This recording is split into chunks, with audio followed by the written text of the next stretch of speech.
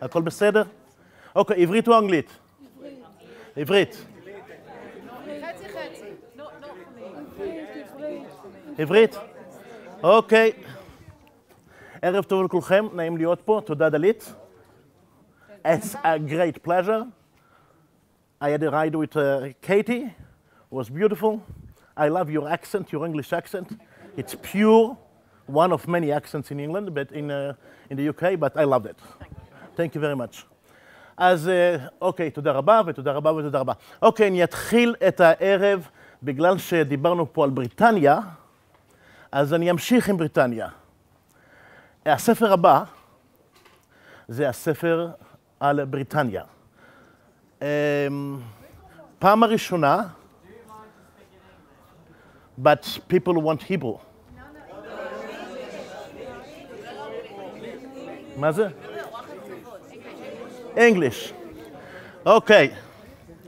Okay, so you want English? I'll do it in English. It's not going to be British English. It's going to be English with a bit of Yiddish. It's called English. My English. Okay. Good evening, ladies and gentlemen. It's a pleasure to be here. Thank you, Dalit. Thank you, Katie. Yes, the next book in the series of books is a book about Britain. It's the first time that my publisher, the one who commissions the book, the German publisher, asked me what I want to write about. Usually they suggested what book I should write, what country, be it Germany, be it Israel and the Palestinians, be it the USA. Said, what would you like to write? I said, okay, I happen to be a theater person. And as a theater person, I've always been in awe of British, especially English theater. I love English theater. When I was younger, I'm still young. When I was younger, I used to go for 3 days or so to London, watch some beautiful shows on the West End, come back, see as many shows as I could and come back. And when the battery needed to be replaced and recharged, I would do the same thing. Just fly to London, see theater, and come back. I said, you know what? Let me go to London, go to the UK, and try to figure out why the British theater is so good, is so excellent. Let me crack that nut. I'm curious. I was driven by curiosity. Knowing that Brexit is all around, I said, okay, I'll cover theater and Brexit. Then I went as usual with my wife, Izzy. Where is she? Right there.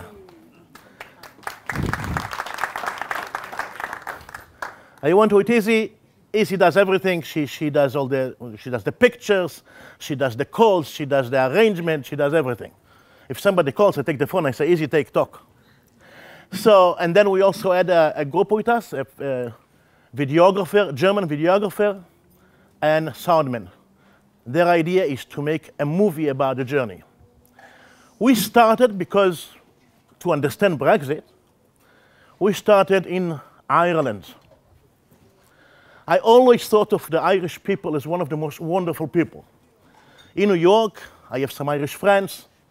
In the theater in New York, the Irish Repertory Theater is usually funded not by Irish people, but by Jewish people, as always is the case. They don't fund Jewish theater, they fund Irish theater, black theater, whatever you want. And anyway, so went to Ireland. The next morning, my first interview was with a guy by the name of Mike, non-Jewish. We met in the hotel in Dublin, in central Dublin. And what he said to me was, welcome to Ireland. This is a place where we really don't like Jews. That's it. If you want to know what unites us, the North and the South, the Republicans, you know, the Loyalists, everyone, the Unionists, is one thing. We don't like Jews. Guess what? That was very interesting to find out. So the next thing we did, I went to the Lord Mayor of Dublin, a nice Christian man. And we talked. He told me that he used to pray to Our Lady Now he prays to Jesus. And one of his most charitable things and most prideful things that he has done is on the top of the building of City Hall, he had the Palestinian flag.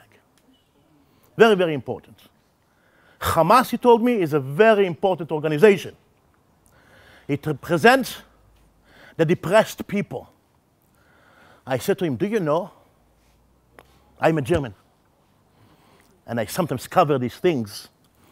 Do you know that Hamas also calls for the murder of all Jews, wherever they are? He says, all right.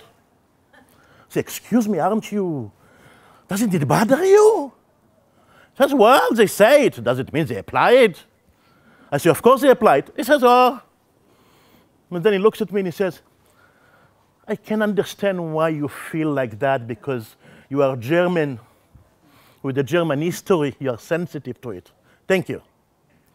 We continued meeting people who went to the university and talked to the leaders of the students' union. And what did he hear? What is the main project? BDS. Wherever you went, we heard the same thing. So one day, on a sunny, beautiful day afternoon in Dublin, people were walking the street, 3 young men. And I stopped them. I said, excuse me, young man, I have a question to you. I found out that you Irish people really don't like the Jews and love the Palestinians. When did you start to have these feelings? Is it something that you were born with? Is it something you developed when you were like 2 years old, 3 years old, 12 years old? In any other place, if I ask these questions, you would send me to a mental hospital. These 3 young people were thinking. One says, I think I started developing this when I was 14. The other one says, me, 15. It was like amazing. Anyway, we crossed. We crossed to the UK. So all the Brexit problems, all the border problems in the border towns, and of course, welcome to Derry, or Londonderry. Depends, you know the history over there. Some people call it Londonderry, some people call it Derry, whatever it is, we are in the UK. We are in the UK, we were walking around, took a taxi tour of the city, and what do we see? Palestinian flags. Here and there and there and here and there and here. So I did what every Irishman does. Let's go to the pub, right? That's what you do in Ireland. We go to the pub, and we see wonderful people, all sober.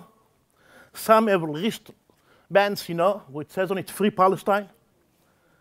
And I asked them, why? Why do you have all this Palestinian thing? And I was told that the Jews are the scourge of the land, the scourge of the world.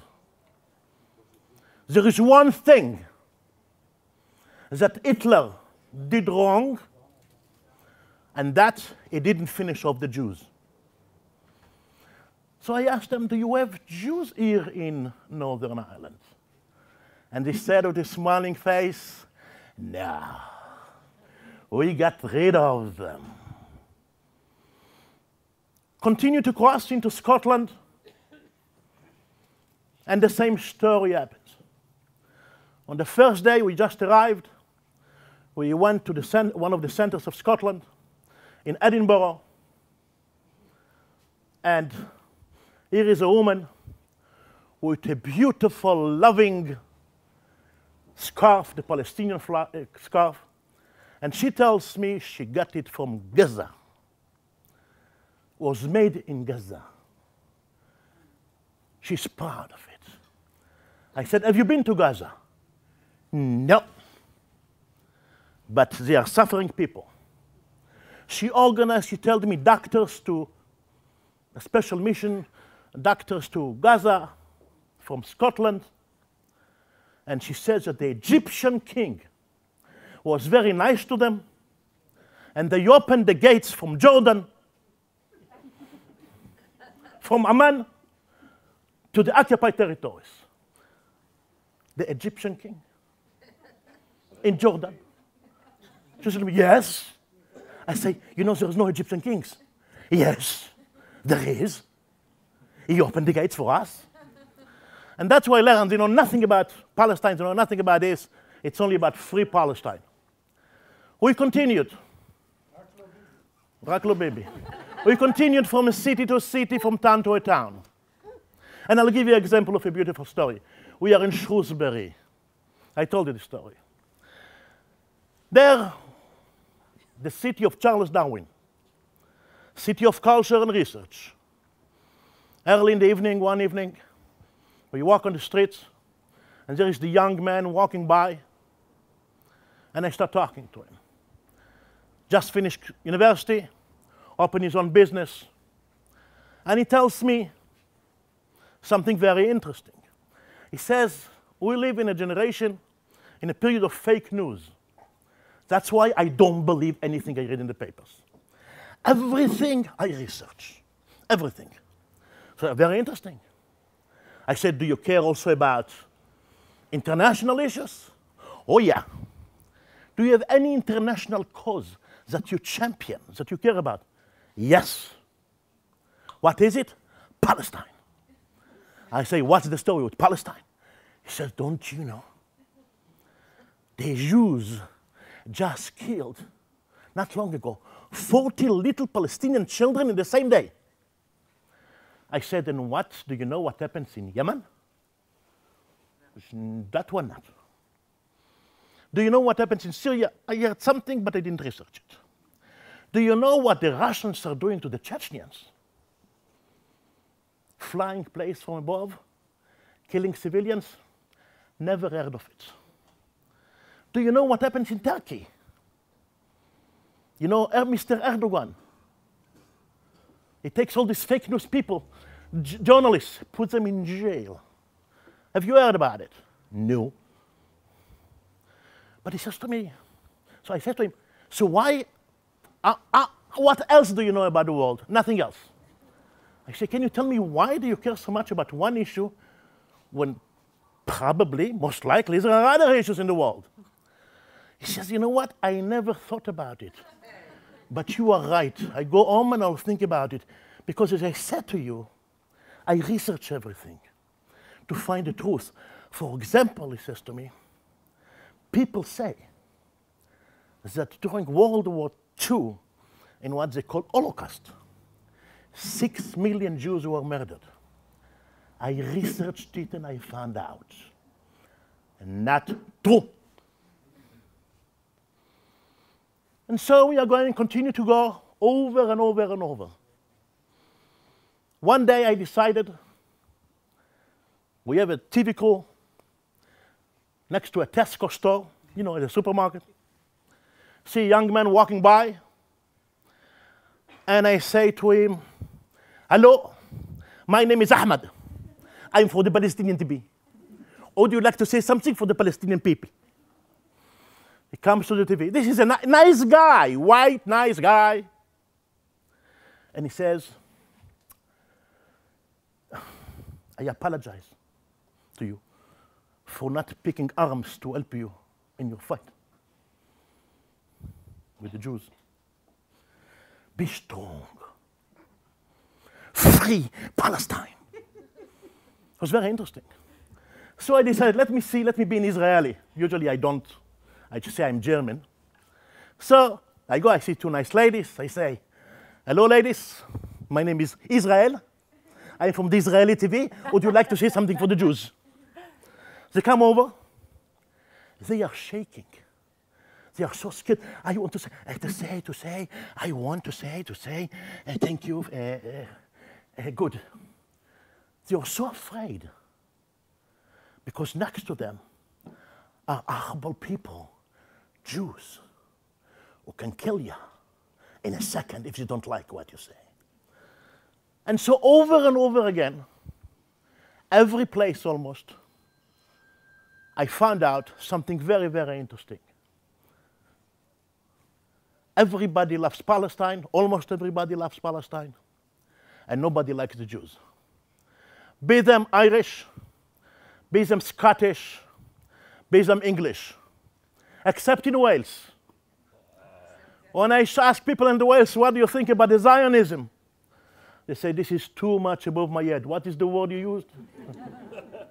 What was that word? Can you translate it? Didn't know. Good in rugby. Excellent in rugby, yeah. So, and that was very, very interesting. And what touched me deeply, one day, I was interviewing a Jewish lord in the House of Lords.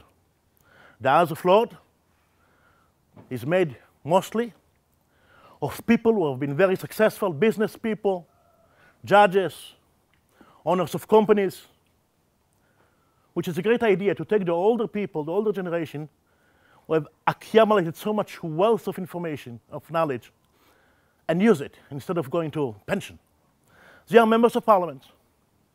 They are the top of the British society.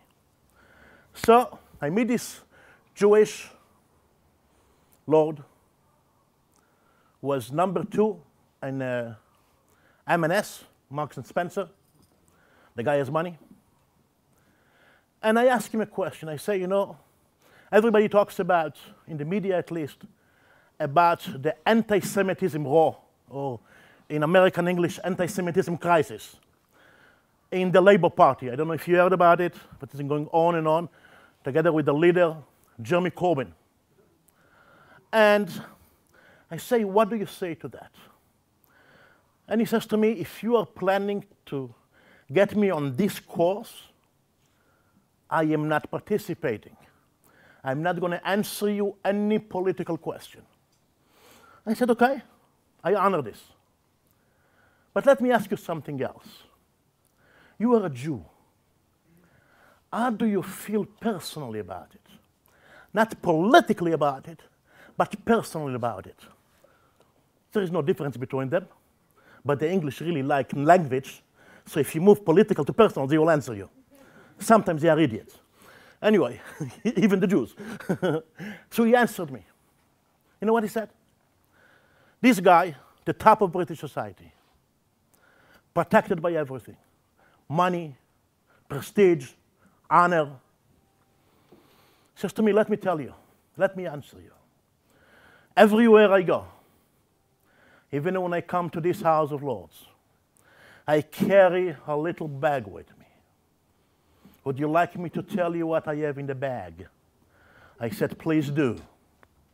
In the bag, he says to me, I have a passport and 27 different currencies. I said, for what? He said, if there comes a day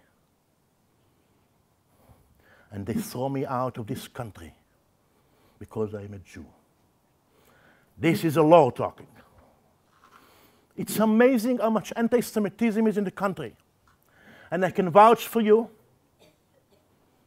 right here and now, everything is recorded, that most of the people who are engaged in anti-Semitic activities are not Muslim, but white people, Christians or atheists.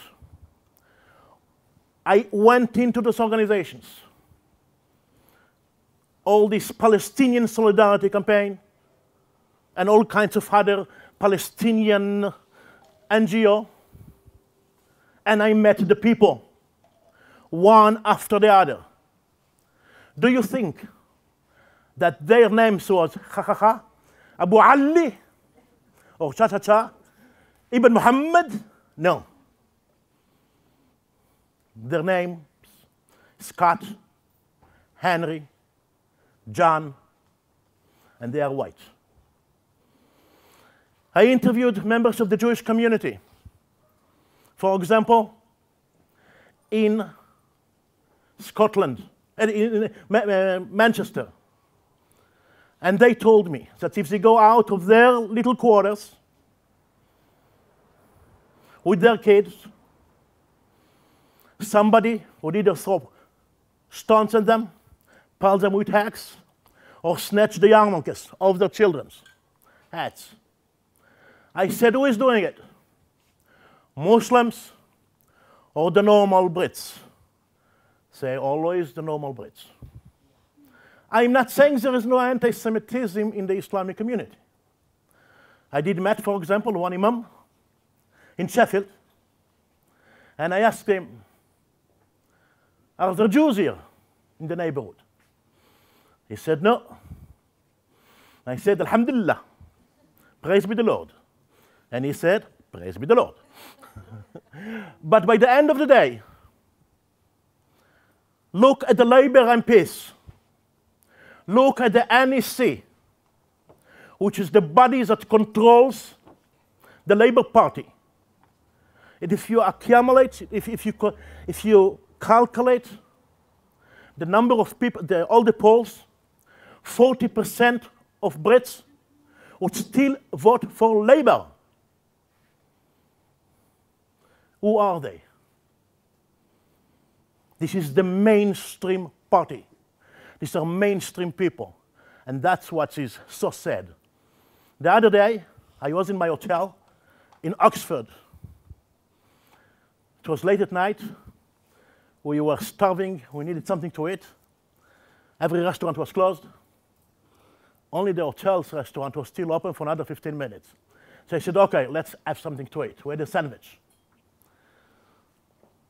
Nobody was there except one man at the end of the room. His name is Red Pitt.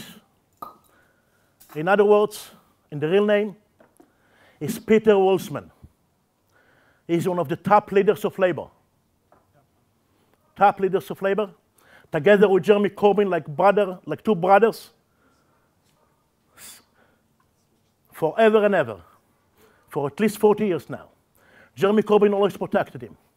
And what did he say to me once he thought I'm a German journalist?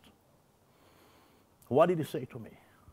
He said to me that the Israeli embassy is employing a spy inside the Labour Party. He said to me that the anti-Semitism rose in the Labour Party, all the accusations against the Labour Party are not true at all a lie. Who is the one who makes those rumors that the Labour is anti-Semitic? Guess who? The Israeli embassy. And he told me that the rich people, meaning the Jews, control everything. They control the media. And that's why you heard about anti-Semitism in the Labour Party. He said to me so many anti-Semitic stuff. I released the material about 2 weeks ago to a British radio station, LBC. They broadcast it. That was on Friday. There was a huge storm in Britain. Every paper wrote about it. It was on top page of the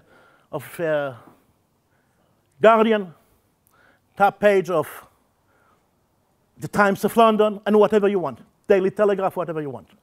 And within 5 hours, the Labour Party had no choice but suspend Red Pitt from the Labour Party.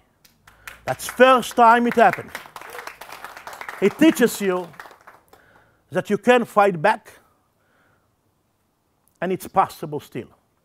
But just so you understand, some of you probably think that the New York Times is an anti-Zionist paper, right? Anti-Israel. Start reading The Guardian, as I have done. By the time you understand The Guardian, and you read it every day, you realize that the New York Times is the most Zionist paper in the English language. That's what it is. They don't copy from Haaretz. They're even worse than Haaretz. That's what happens. And the other thing that we'll talk about here now, the other problems that we are facing, is British Jews. Part of the problem why we have anti-Semitism in Britain is because of its Jews. One single Jew from all the Jews that I interviewed was willing to say in public, I mean, for the record, that Jeremy Corbyn is an anti-Semite. The rest refuse to say that. It's the Jews, the leaders of the Jewish community, one after the other, that suppress every information about anti-Semitism. I mentioned Manchester before. I was in a kosher pizza store. I see a family, 4 children and the parents. I introduced myself as a journalist. I asked the parents, is there anything anti-Semitic ever happened to you that you recall, you personally or to your friends? They said nothing. Everything is perfect. We live very well with our neighbors.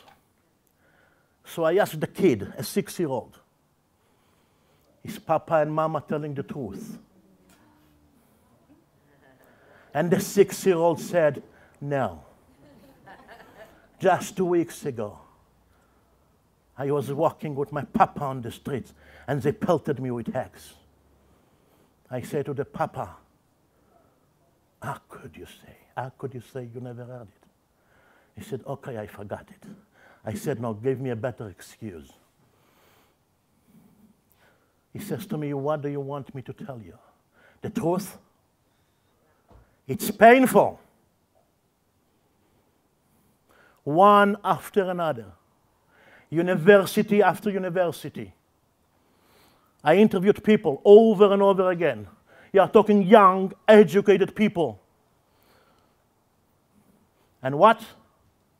Free Palestine. Where is Palestine? Who cares? It should be free. Why?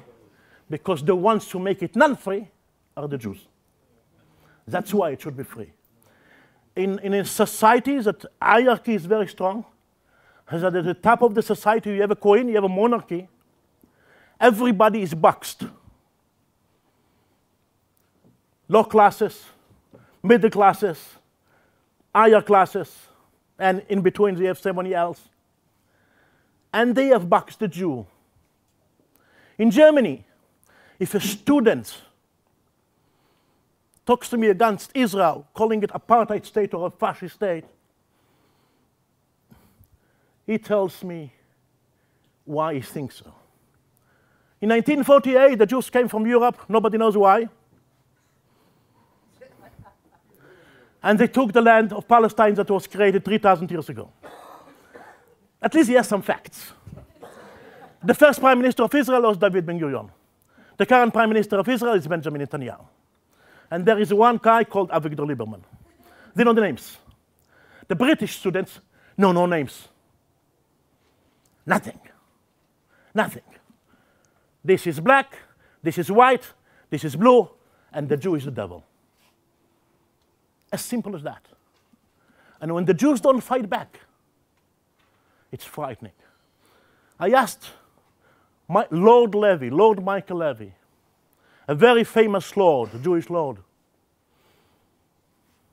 is Jeremy Corbyn an anti-Semite? Jeremy Corbyn, who said about the Jews who are sitting next to him, that the Jews don't have a sense of British irony, even though they are with us and born here. He says to me, absolutely not. Jewish leader after Jewish leader. And sometimes I try it. I met an MP, very famous MP, I'm not going to say his name. He told me all the lies that I can hear. At the end of the interview, he says to me, Tuvia, you have listened to me now, and I assume that what I have been telling you is what everybody else has been telling you. I said, yes. Do you believe us? I said, no. And I said to him, you know what, my dear Lord, my dear MP, Your Honor, let's make a deal. All the recording equipment's off the record. Talk to me. And everything he said to me in the interview was 180 degrees opposite off the record. The Foreign Service, the Foreign Office is packed with anti-Semites. We have anti-Semites everywhere here. We are an anti-Semitic country. off the record, one after another. One time I introduced a dame, Jewish MP, in Liverpool. I asked her, is Jeremy Corbyn an anti-Semite? She says, no. Her husband was there. I said to her, Mr. Husband, your wife just told me that Jeremy Corbyn is no anti-Semite. What did she tell you? Me? Yes. Anti-Semite. It was amazing. Over and over again, if the Jews don't fight back, if the Jews seize the ground, and one of the problems I say to American Jews also, on the right wing of Jewish politics, they concentrate over and over and over again on Muslims. I'm not saying that Muslims love the Jews, but the ones who are really frightening, the ones who are danger to this country, danger to Judaism, danger to Jews all over, are not the Muslims. They are also busy killing each other, in case if you didn't read the paper lately. You know, if they succeed, you'll not be anymore. Who is the ones that drive politics? Who are the ones who vote in the United Nations? The Jews. And the Christians and the atheists. It's not Abu Ahmed. It's Scott and Johnny and Henry. That's the reality. The roots of anti-Semitism is old. It's 2,000 years. It precedes Islam. Everybody knows history. You remember what happened in 1190 in York. Go and visit the place. Clifford's Towers. The Jews of York were pressed into the castle, and a fire was consumed them all alive. 1290, there was the edict to evict the Jews. That's history. But in countries like Europe, like Britain, history is powerful. Speak to almost any Brit, and they'll quote you Shakespeare. They will tell you who the kings and queens were. Was Henry VIII? Was William the Conqueror? They know their history. And in their history, there is Jew hatred. And if we Jews keep concentrating on the little people, on the Muslims, and not on the big people, who are the majority, we will have a problem. The Muslims have a reason to hate us because of Palestine. They know exactly where Palestine is. And there is unity and brotherhood in the Islamic world that I wish on the Jews to have. I never forget, I'm in Sheffield, in the Muslim area. It's raining cats and dogs. Walking on the street, and somebody is running from the rain. I say, are you mad? No, a restaurant here. And he stops. Who screamed at him? I said, what kind of restaurant do you want? I said, Arabic. He says, you are Arab? Yes. By Allah's name. Okay, I'll help you. And it took me, slapped all the way till I found the restaurant. Try a Brit doing this on the pouring rain. Forget it. They have a brotherhood. With the non-Islamic world, there is really no reason under the sun that they await you, that will hate the Jew. But they do, all the time. And to me, the fat German, they constantly tell the truth. We don't like the Jews.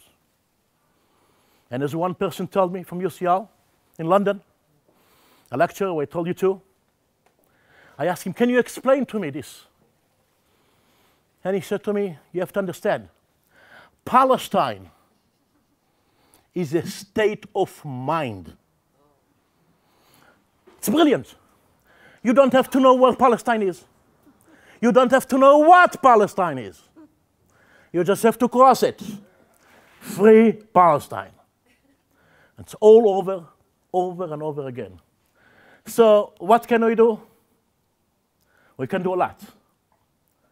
The Jews, like any other minority in Britain, are entitled to protection, are entitled to their freedom. I was sitting one time in a hotel, one of my hotels that was in Marble Arch. Marble Arch in London, if you know London, that's the Arab area. That's you have all the good restaurants. And if you doesn't keep kosher, Mat'am al-Balad on Edgeway Street in Marble Arch. Excellent food. Across from my hotel is the Marble Arch Synagogue. I didn't know because there is no sign saying it. How did I know? One time, it was Friday afternoon, I was smoking my cigarettes outside of the hotel because you cannot smoke in British hotel rooms. And I saw a man with a yarmulke, with his son or whatever kid, also a yarmulke, walking in a piece of paper, looking for something. So they're looking this way, they're looking this way, they're looking this way, and this way. I said, can I help you, sir? He didn't answer me. So I said, אני יכול לעזור לך. In Hebrew. He came back to me immediately, said, thank you. אני מחפש בית כנסת. I'm looking for a shul. I said, which shul? I live here. I never saw a shul. He said, no, there is a shul here. So I took my iPhone, the beautiful Steve Jobs invention, and I Googled. And yes, there is a synagogue 10 feet from me, right in my back. So you went close to the synagogue, and I saw a sign, this size. But Knesset, Marble Arch Synagogue. So I asked the rabbi, why are you doing this? He said, security, Jewish security, told us we cannot have a sign. There are some synagogues, I'll give you even an example. In Gateshead, you ever heard of a Gateshead? There is a big yeshiva, very famous yeshiva, the Gateshead Yeshiva. One of the top yeshivas in Britain. It's across the river from Newcastle. There are hundreds of students. I get off at the Gateshead, get off the car, and the first thing I was going to look for was the bookstore. Muhammad, after all, said that the Jews are the people of the book. So I'm going to look for the bookstore. I walk in Gateshead, I don't see any bookstore. So I see a little kid, and I say, Idale, little Jew, tell me where is the bookstore here. So I'll take you there. We go to the bookstore. The bookstore, the shutters are closed, the doors are closed. There is no sign anywhere that this is a bookstore. Everything is locked. No window open, nothing. You open the door up, you open the door, and guess what? You are in a bookstore. So I say to them, what is it? I've never seen a business in the world that's trying to hide itself. I said, well, we are in Britain. What does it mean? If we kept the windows up, somebody would throw a stone.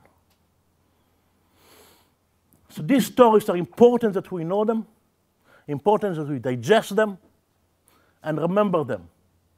And the only way to fight is to truth and pride. And my last word, I am jealous of the Muslims. Walk around in Britain, no security, nothing. Go to the East London Mosque. Go there on Friday, 12 afternoon, prayer. They have room for 7,000 worshippers. There are many more inside. I went there. I prayed with them. I mean, I did push-ups. And you can't move a needle. And they are proud of their culture. And they will fight for the culture. And they fight for the rights.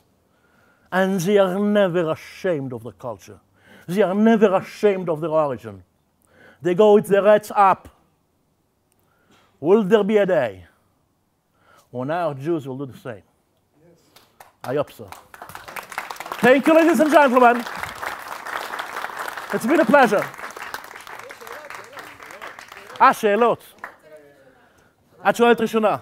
דלית.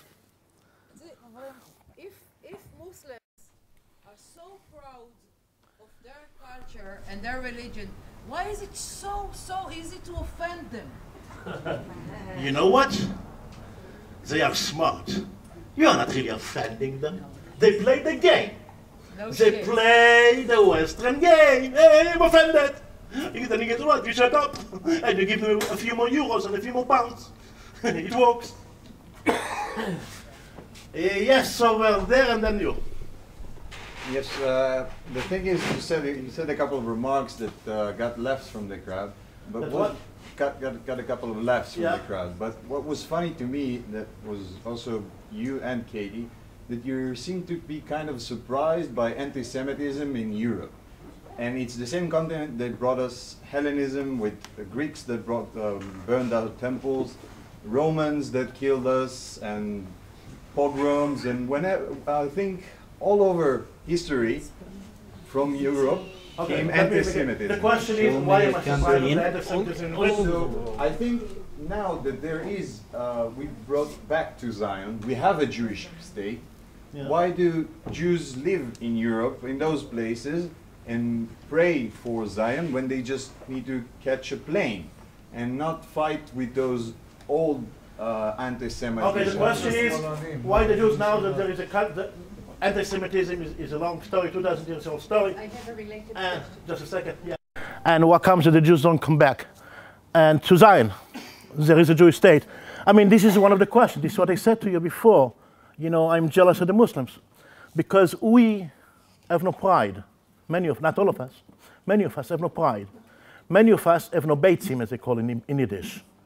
We are afraid of everything. And that's the reality. I have been asking this question when I speak in Jewish temples. I ask this question, especially in Orthodox synagogues. I say, you are praying 3 times a day. You know, please God, bring us to Zion. I said, wait a second. Do you know that United Airlines has a non-stop flight from your place to here? You can go to sleep in your country and wake up in Zion. Why do you ask God to help you? And that's what it is. The praise next to is in Jerusalem. Why? Because there are many rabbis who teach wrongly. Because in Chabad, which I like a lot of the things that you do, but they have a rule. In Chabad of every country, in any country, you can sing the anthem of the country, except for one country, Hatikva. The Jewish anthem you're not allowed to sing in Chabad synagogues. Yeah, it's a fact. It's a rule by the Rebbe. That's the reality. Why? Because you're anti-Zionist. Why are we like that? It's a good question. My grandfather was a rabbi in Romania. During the war, before the Nazis came, before the Romanian fascists came, members of the Jewish agency came to him and said, we can save you. We can save the community and bring you over to the land of our forefathers. You know what he said to them? I would rather die with the Nazis than live with the Zionists. And when the Romanian fascists and the Nazis enter his city, you are standing outside with bread and salt, greeting them the way in ancient times, in biblical times, you'd greet a king. Of course, they shot him point blank and killed the rest of the families that stayed at that time in Romania. That's the reality. We have been prosecuted, persecuted, belittled, killed, and murdered for 2,000 years. It affected some of us in a very bad way. Some became self-hating Jews. Many of I found in Britain, really self-hating. Call Israel a fascist state. call Jeremy Corbyn the best man in the world. Labour Party is the purest country, purest party in the world. Because it affected us. Some of us at least. That's the reality. Sadly. But you have to think about it. If from the day you were born, I said to you that you are ugly, idiot, fat, it might rub off on you. You might come to believe it. And that's what happened to some of us. And sadly, we don't have leaders, strong enough leaders. Look, American Jewry. There is no more Jewish leader in America. Not one. Only unelected officials who are on their seats in the major Jewish organizations for God knows how many years. It has to come from the grassroots in democratic countries. As long as it doesn't happen, it will continue like that. Yeah? I wanted to ask about the Jews in Europe. Before the Holocaust, really Jews didn't have many places to go to. And they tried to avoid the signs because there weren't many choices. But now there is a choice, which is why do they keep avoiding the signs? And by the way, the Lubavitcher Rebbe wrote to the Jews in France over and over, time after time, run away now, leave your houses, because when you will have to run away, you will lose all that you have. Okay, I already answered this question before, so I will not repeat it. Why do they ignore the signs? Because the same thing, they refuse to look at it. I was in Poland, in Lodz, for example, a city of 1 million people and about 13 Jews. 13, 1-3. And you walk on the street of Lodz, or Łódź, as they say it in Polish, almost every street has an anti-Semitic graffiti. Some of it of the worst kind, like send the Jews to gas chambers, or GD gas, Jewish gas. Some of them are like, I have a picture, a Jew with a yarmulke, with a payas, hanging. And I met some of the Jews there, and I said, why are you here? This is an anti-Semitic country. And they say, what are you talking about? I said, I just walk on the streets and I saw all these anti-Semitic signs. You know what he said to me? What are you talking about? There is nothing. We are in a restaurant. They said, okay, I'm not going to argue with you. Let's leave the restaurants and go out together and walk. And show me one street when there is no anti-Semitic graffiti. You know what he did? Say, you are a fat American Jew, we don't want to talk to you. And they left. That's it. Logic, it doesn't make sense. Doesn't make. Yeah, Katie. I have to borrow the microphone. If, as you say, the Muslims aren't a problem, if, as you say, they are proud of their culture, then why is it when Muslims seek refuge, they always come to Christian countries? If Islam is so fantastic, why not stay in Muslim lands?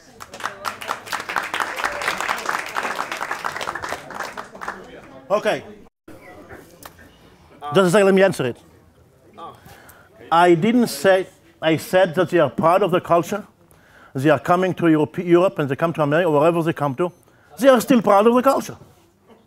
I didn't say something, just a second. Why come to mine? If you don't want them to come to yours, close the gates. I mean, if you don't close the gates, they will come to you. Yeah, I'd like that. Okay, this is something else. This is internal British thing. I am not a British citizen. I'm not a British citizen, and certainly I'm not a British clerk. So I cannot stop it. But why do they come? Because there are wars all over. And they have been promised houses. They have been promised free education by your people, and by the German people, and by whatever it is. Do your people really like them? No. But it's nice to look like you bring people, okay, whatever. We'll go another time. Yeah? Tuvia, Ken? out of curiosity, Yeah? where is your next door? I have no clue. Next question. I really don't know. I never know. It's like it takes time. First of all, let the book come out, be published, and then we'll figure it out. Yeah? חכי רגע. אני אגיע אליך.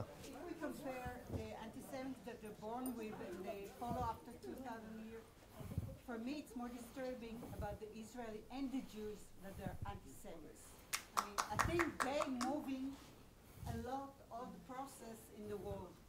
Because if the Israeli go... Yeah, you are right, and I'll just make you... I mean, I have investigated this a few times in America, also in England. I mean, if you dig deep into almost any anti-Semitic group, if you dig deep enough, you'll find a Jew stirring the pot. That's what it is. We are so self-hating, so many of us.